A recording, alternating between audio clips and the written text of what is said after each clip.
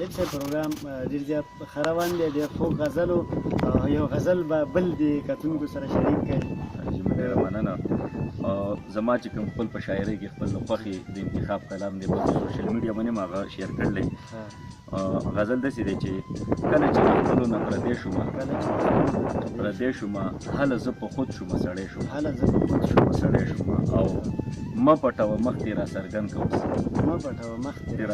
که اوس، او زه دې په غمونو راځل او دې پسې بل شعر دی چې روکه دې شي مینه سړی وزوري،